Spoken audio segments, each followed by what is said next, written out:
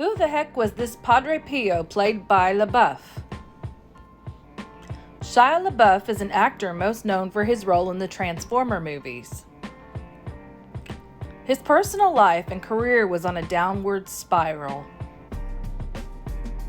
He began to talk to others about faith and spirituality. Someone spoke to him about doing a movie about Padre Pio. Padre Pio changed Shia's life as Shia researched him for the role. Shia LeBouf converted to Catholicism. Watch his story at the link below. Who was this Padre Pio?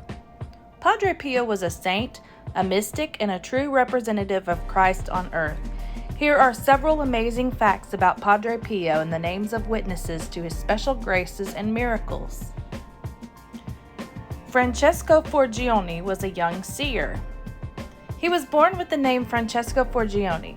His mother said Francesco was able to see and speak with Jesus, the Virgin Mary, and his guardian angel, and that as a child he assumed that all people could do so. He was often unexplainably ill. According to Reverend Bernard Ruffin, since childhood, Padre was plagued by ill-defined physical problems.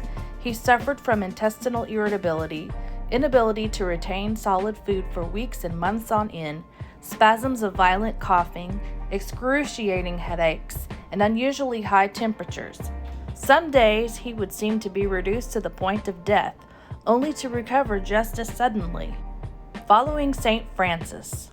On January 6, 1903, at the age of 15, he entered the novitiate of the Capuchin friars at Marcone, Italy. He took the name of Pio after Pope Pius I. He cried a lot. Brother Leo, a classmate of his while becoming a friar, testified, while praying, Padre Pio was always crying, silently and so abundantly that his tears were leaving traces on the stone pavement of the choir loft. We youngsters made fun of him, he said, so he took the habit of lying on the floor with a large handkerchief in front of him. After praying, he would take the handkerchief that was all wet. You could have squeezed it. Padre Antonio of San Giovanni Rotondo reported the same, and when he asked Brother Pio why he was crying, the answer was, "I cry for my sins and those of mankind." Around the age of 17, at the Friary of St. Francis of Assisi, Pio's fellow friars claimed to have seen him in ecstasy, levitating above the ground. In 1910, Brother Pio was ordained a priest. He was 22. Stigmata. That same year, he received the stigmata, the same wounds Jesus suffered when he was crucified, though they eventually healed. World War I. He was drafted into the Italian army during World War I around 1915. He would have been 27. He was discharged shortly after for his illnesses. On December 1915, at the Trinity Military Hospital in Naples, during the routine physical, Padre Pio's temperature was taken by Dr. Giuseppe Greco, lieutenant medical doctor in the Italian army, with an armpit mercury thermometer. In less than 1 minute, the thermometer cracked, having gone over the maximum temperature of 107.6 degrees Fahrenheit. 3 other thermometers cracked the same way. Dr. Greco called in a colleague, Dr. Francesco Mele. They decided to try with a bath thermometer, removed from the casing. The thermometer read 118.4 degrees Fahrenheit. They couldn't believe it, so they tried with a laboratory precision thermometer. This time the temperature was 120.2 degrees Fahrenheit. Fasting and eating very little. Padre Roberto Danove said, Padre Pio eats nothing for breakfast or dinner. Lunch he eats boiled vegetables, fruit of the season, sometimes an egg. Sometimes he has a hot chocolate for dinner. There are periods when he can't keep anything down. He had fist fights with the devil. Padre Eusebio heard a commotion and found Padre Pio in a puddle of blood. He had a wound on his face and it looked like his eyes had been punched. He asked if he had been fighting with the devil. Padre Pio smiled. A few other witnesses heard him speak of this, saw his injuries, and heard the noises. According to monks, the last demonic tussle was in 1964 when they heard him calling from his cell at night. They found him on the floor, his forehead split open. He told them, "The devil tried to scratch out my eyes." The next day, the devil is said to have spoken through a possessed person, saying, "I went to visit somebody. I took revenge." Pio, on August 5, 1918, received his extraordinary grace, which was a transverberation of the heart. The transverberation means that the heart of the person chosen by the Lord is pierced by an unknown arrow. When this unknown arrow penetrated, it left a wound of love that burned while the soul was raised to the highest levels of pondering and understanding love and pain, the love and pain Jesus felt. He immediately noticed that this angel was holding something that looked like an iron spear with a very sharp point with a fire coming from the tip. Then this supernatural entity violently plunged the spear into his soul, and he felt like he was dying. Confession. Padre Pio invited all believers to confess at least once a week. He said, "Even if a room is closed, it is necessary to dust it after a week." People often waited 2 weeks to have an opportunity to confess to Padre Pio. A dedicated confessor. From 1918 to 1923, in his early 30s, he heard confessions 15 to 19 hours a day.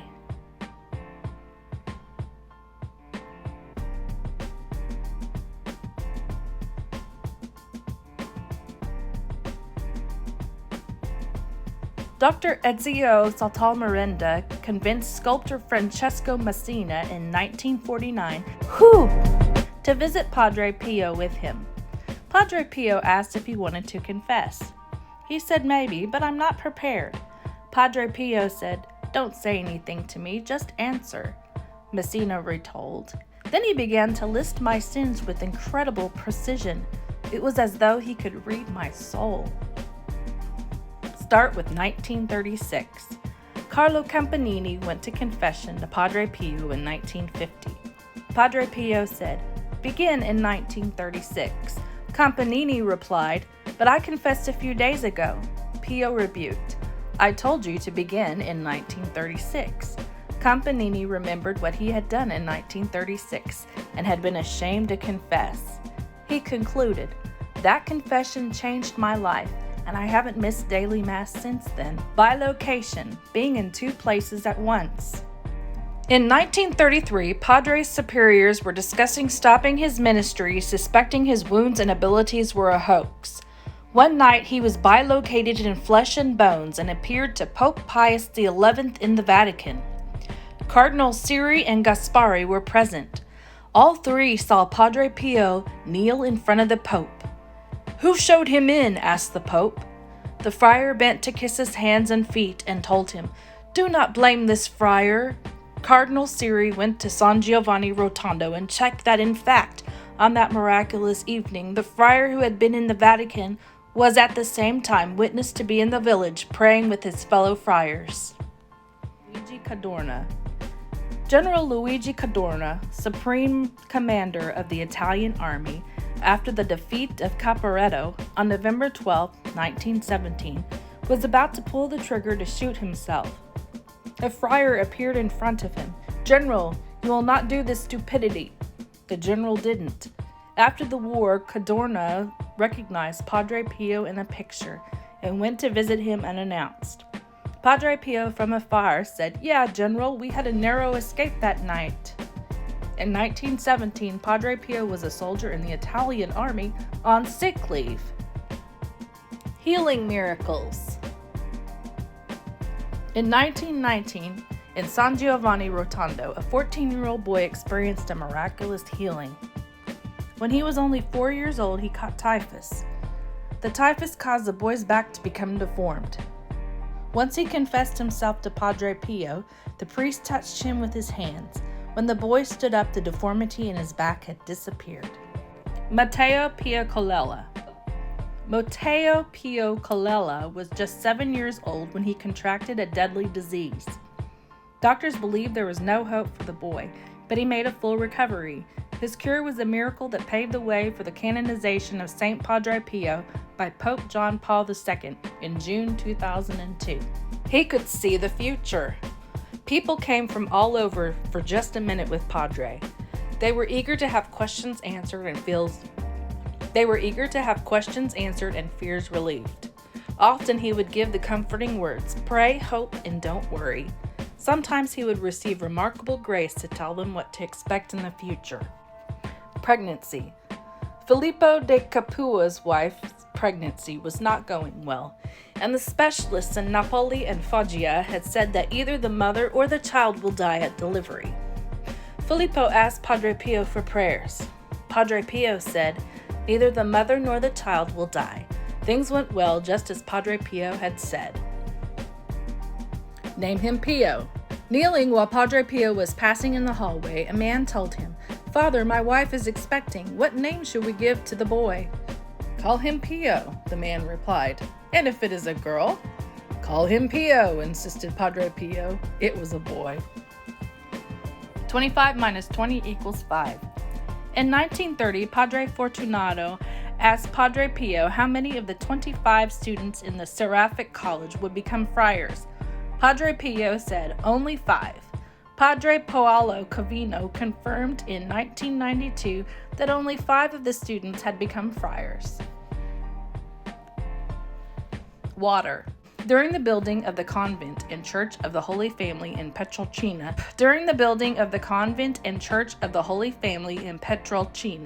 the builders had shortage of water. They decided to ask Padre Pio for help. At that time, Padre Pio was in San Giovanni Rotondo. He was shown the blueprint. He placed his finger on a spot and said, "Dig 5 meters from here, and you will find all the water you need."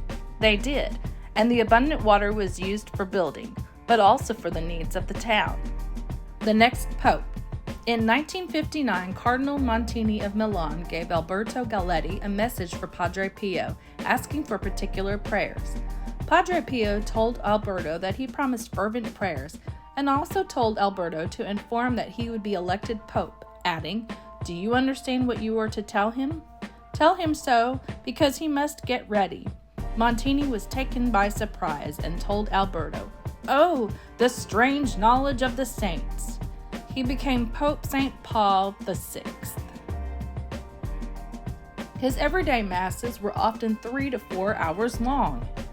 Padre Giovanni of Baggio observed, "He seemed to be meditating on every word. He read with emotion in a low and almost weary voice, unhurriedly pronouncing each word distinctly." Father Clement Naif noted that Padre Pio seemed to spend 10 to 15 minutes adoring the consecrated bread and wine. When Padre Pio was asked to shorten his Mass times, he instead prayed that people would not mind the length of Mass. After that, no one complained. It was also said you could hear a pin drop during the time of consecration. Stigmata again. He received the stigmata again in 1918, and this time they remained with him for 50 years until his death. An invitation. As told by the Padre himself, Christ, who was in an apparition, invited the Capuchin friar to unite himself to his passion so as to participate in the salvation of others. According to Father Castelli, the wounds had the intense odor of violets, rather than the decaying stench of bleeding open wounds. Bishop Rossi, in his investigative report, said that there was no festering in Padre Pio's wounds. They did not close and did not heal. They remained inexplicably open and bloody, despite the fact that the friar had tried to stop the bleeding. Pain. Padre Pio would suffer the Passion of Christ the most during the consecration on Fridays, a supreme example of the priest being a representative of Christ on earth. His wounds would bleed during this time. Eyewitnesses reported seeing Padre Pio struggle to move in visible agony. They even saw the crown of thorns on his head. However, even with the pain he suffered, when Padre Pio celebrated Holy Mass, he found himself in a state of spiritual ecstasy and joy. Seeing him in this state, his followers could see that God was with him at that moment. He died completely healed. When Padre Pio was on his deathbed, he said that he could not breathe well in bed and wanted to get up. "Are there any stars in the sky tonight?" Padre Pio asked. "Yes, indeed. The sky is studded with stars tonight," Padre Pellegrino replied. "Let us go to the veranda then and see," Padre Pio said. He normally walked hunched over with a stoop and suffered from pain in his feet. On this night, Padre Pellegrino watched him stand upright and walk without pain. Then he noticed he looked almost 20 years younger. Soon, however, he began to feel ill and was taken back to bed. He prayed over and over to Jesus and Mary as he suffered a heart attack and breathed his last breath. The doctor and others at his bedside noticed that his wounds had completely healed and there was no trace left behind. And there you have it, folks. I hope this video will inspire you to learn more about the faith and spirituality that gave Padre Pio his extraordinary graces and union with Christ. I leave you with his famous advice: pray, hope, and don't worry.